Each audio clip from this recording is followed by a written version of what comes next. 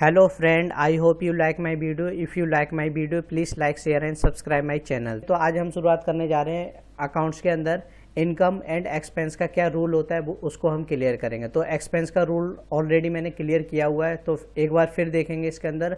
Plus income का क्या rule होता है हम ये भी क्लियर करेंगे। तो चलिए देखते हैं इसमें क्या होता है। तो सबसे पहले इनकम की रूल की बात कर लेते हैं। तो इनकम को हम हिंदी में बोलते हैं आय या फिर आमदनी। तो ध्यान रखना ये हमारे लिए कहीं ना कहीं प्रॉफिट होता है, और इनकम ऑलवेज क्या होती है, हमें रिसीव होती है। तो यदि इनकम हमारी बढ़ेगी तो हम क्रेडिट करेंगे, यदि हमारी इनकम कम होगी तो हम क्या करेंगे, इसको डेबिट करेंगे। तो ध्यान रखना फ्रेंड, यदि हमारी इनकम इंक्रीज होती है तो हम उसको क्रेडिट करेंगे। क्रेडिट का मतलब है कि इनकम आपकी प्लस हो रही है। यदि इनकम आपकी कम हो रही है तो हम उसको क्या करेंगे, डेबिट करेंगे। डेबिट मतलब माइनस। तो एक बार एक्सपेंस का भी रूल क्लियर कर देते हैं हम कि कैसे आप एक्सपेंस को पहचानोगे। तो ध्यान रखना फ्रेंड, जो एक्सपेंस होता है उसको हिंदी में बोलते हैं हम खर्चा, और एक्सपेंस हमेशा ऑलवेज क्या किए जाते हैं, पेड किए जाते हैं। तो ध्यान रखना, जो आपकी इनकम है, इनकम हमेशा रिसीव होगी, और जो आपके खर्चे हैं वो हमेशा क्या होंगे, आपके पेड होंगे। तो ध्यान रखना, इसमें खर्चे जितने भी होंगे वो हर बार क्या होंगे, पेड होंगे। पेड होंगे या तो वो बैंक के थ्रू होंगे या तो वो कैश के थ्रू होंगे। तो ऐसे ही इनकम भी आपकी या तो कैश के थ्रू आपको रिसीव होगी या फिर बैंक के थ्रू आपको रिसीव होगी। तो ध्यान रखना फ्रेंड, एक्सपेंस का रूल थोड़ा अलग होता है। यदि एक्सपेंस बढ़ते हैं तो आप डेबिट करते हो, यदि एक्सपेंस आपके कम होते हैं तो आप क्रेडिट करते हो। ठीक है, तो आगे देखते हैं इसमें आगे क्या है। तो डिफरेंस हमें पता होना चाहिए, तो हम आराम से एंट्री बना सकते हैं। तो ध्यान रखना, इसमें मैंने डिफरेंस किया हुआ है इनकम के अंदर एंड एक्सपेंस के अंदर। तो ध्यान रखना फ्रेंड,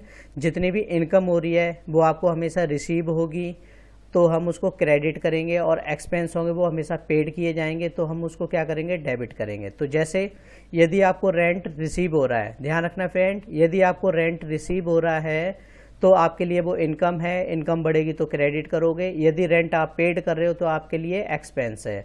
इंटरेस्ट यदि आप रिसीव कर रहे हो तो आपके लिए इनकम है, यदि आप पेड कर रहे हो तो आपके लिए क्या है, वो एक्सपेंस है।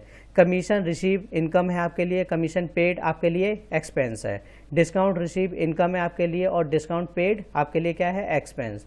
तो ध्यान रखना, जितनी भी आपको रिसीव हो रही हैं ये सारी आपके लिए इनकम है, और जितने भी आप ये पेड कर रहे हो ये आपके लिए क्या है, एक्सपेंस है। तो ध्यान रखना, एक्सपेंस का रूल कहता है इसको डेबिट करना है तो हमें इनको डेबिट करना पड़ेगा, और इनकम का रूल कहता है हमें इसको क्रेडिट करना है तो हमें इनको क्रेडिट करना पड़ेगा। ठीक है, तो अब इसके अंदर देखते हैं इसमें क्या एंट्री बनेगी इसकी। तो चलिए एंट्री को क्लियर करते हैं हम। तो सबसे पहली एंट्री है हमारी रेंट रिसीव। तो ध्यान रखना, रेंट है, हमें रिसीव हो रहा है, तो सबसे पहले हमें ये देखना कि हमें क्या मिल रहा है। तो ध्यान रखना, इसमें नहीं बता रहा है कि आपको कैश मिल रहा है या फिर बैंक के थ्रू मिल रहा है। तो ध्यान रखना, यदि कभी भी ऐसा हो जिसमें आपको कैश और बैंक के बारे में कुछ ना गिवन हो तो हमेशा इसमें कैश मानना है। तो ध्यान रखना, रेंट आपको रिसीव हुआ है तो आपको कैश मिला होगा, तो सबसे पहले हमारे पास क्या आ रहा है, कैश आ रहा है, तो हमें कैश को डेबिट करना पड़ेगा। और जो रेंट है आपको वो रिसीव हो रही है तो वो आपके लिए इनकम हो जाएगी। तो इसकी एंट्री बनेगी cash account debit to rent account. तो रेंट आपके लिए इनकम है, इनकम बढ़ेगी तो आप क्रेडिट करोगे, और कैश आपको रिसीव हो रहा है तो कैश आपके लिए क्या है, असेट्स है, असेट्स बढ़ेगी तो आप डेबिट करोगे। आगे है रेंट रिसीव बाय चेक। अब ध्यान रखना, इसमें साफ साफ बता दिया उसने, जो रेंट रिसीव हो रहा है आपको वो चेक के थ्रू मिल रहा है।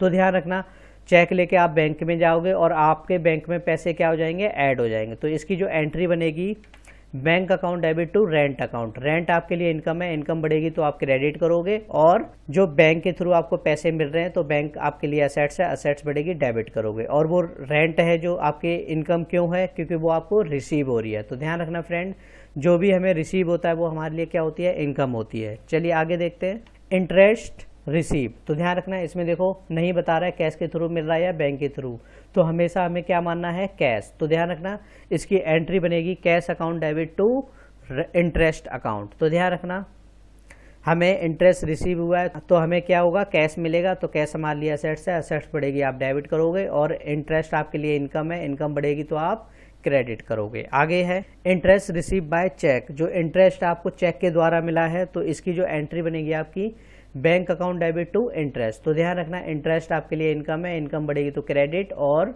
बैंक आपके लिए असेट्स है, असेट्स बढ़ेगी तो आप इसको डेबिट करोगे। आगे है कमीशन रिसीव।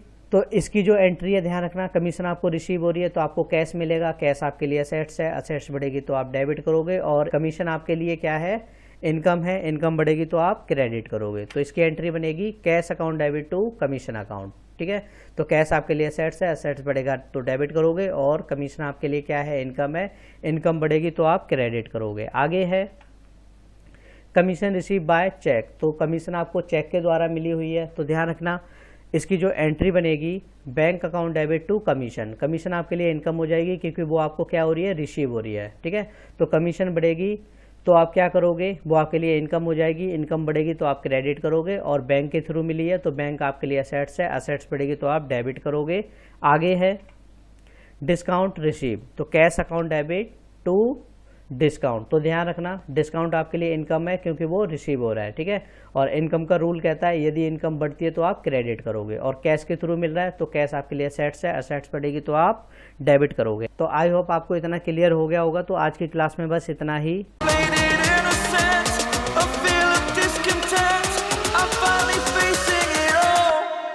Fearless.